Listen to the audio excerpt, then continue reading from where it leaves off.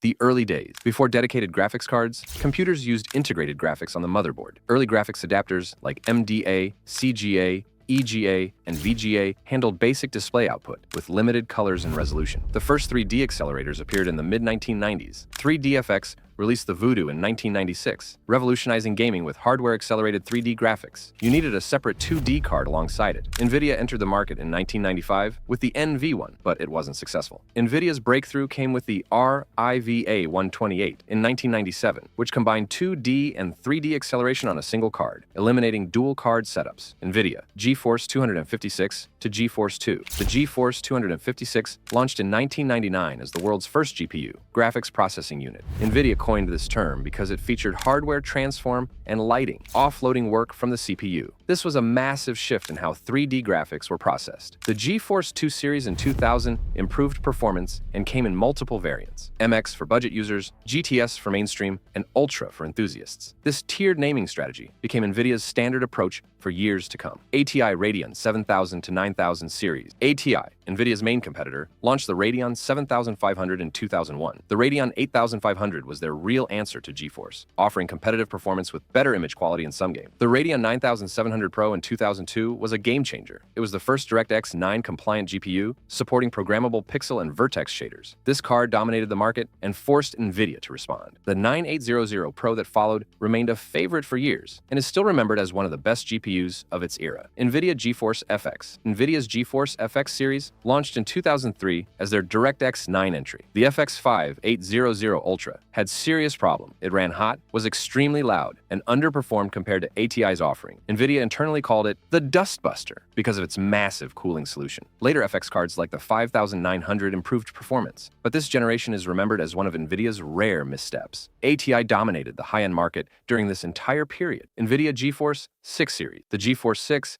800 series in 2004 redeemed Nvidia completely. These cards supported shader model 3.0 and offered excellent performance across the board. The 6800 GT became legendary for its balance of price and performance. This generation also introduced SLI, Scalable Link Interface, allowing two graphics cards to work together for better performance. The 6600 GT brought high-end features to the mid-range market, making it one of the most popular cards ever sold. ATI Radeon X series. ATI responded with the Radeon X 800 and X 850 series in 2004, competing directly with GeForce 6 cards. Performance was close between the two companies. The X 1000 series in 2005 introduced ATI's Crossfire multi-GPU technology to compete with SLI. The X 1900 XTX was particularly impressive, offering top-tier performance. AMD acquired ATI in 2006, marking the end of the ATI brand. Nvidia GeForce 7 and 8 series. The GeForce 7800 GTX launched in 2005 with the first 90nm GPU process, delivering significant performance improvements and excellent power efficiency for the time. The GeForce 8800 GTX in 2006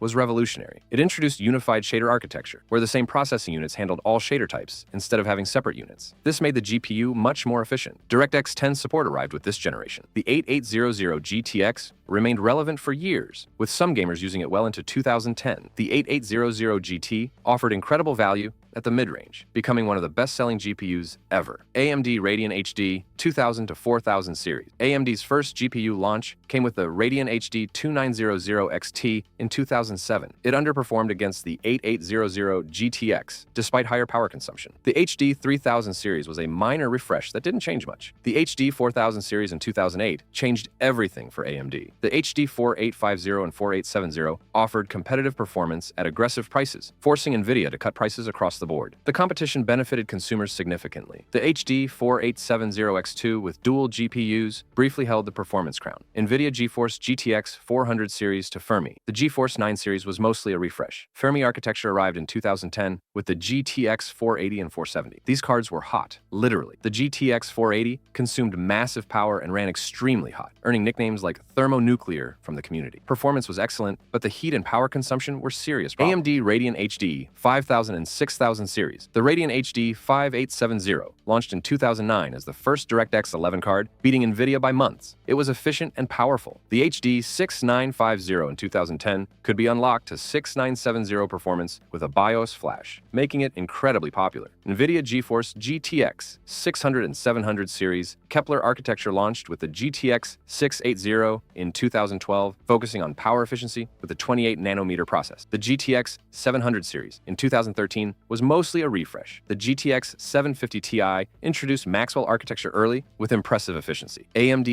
R9 series and GTX 900. The R9 290X in 2013 offered flagship performance at lower prices but ran hot and loud. Maxwell launched with the GTX 970 and 980 in 2014 with incredible efficiency. The GTX 970 became one of the best-selling GPUs ever, despite a 3.5GB memory controversy. The GTX 980 Ti competed with AMD's Fury X in 2015. GTX 10 Series 2 Pascal. Pascal in 2016 brought massive improvements. The GTX 1080, 1070, and 1060 offered huge performance gains with the 16-nanometer process. The GTX 1080 Ti in 2017 offered Titan X performance at a much lower price. Pascal cards remain relevant today. AMD RX 400/500 and RTX 20 series. The RX 480 in 2016 targeted affordable 1080p gaming. Cryptocurrency mining in 2017 caused massive shortages. The RTX 2080 Ti in 2018 introduced ray tracing and DLSS, but prices were high and ray tracing performance was limited. RX 5000 and RTX 30 series. The RX 5700 XT in 2019 competed with the RTX 2070 but lacked ray tracing. Ampere launched in 2020 with massive gain. The RTX 3080 offered 2080 Ti performance for half the price on paper, but supply shortages and mining made cards impossible to find at MSRP. RX 6000 and RTX 40 series. The RX 6800 XT and 6900 XT in late 2020 competed at the high end with ray tracing support, though behind Nvidia. The RTX 4090, 4080, and 4070 Ti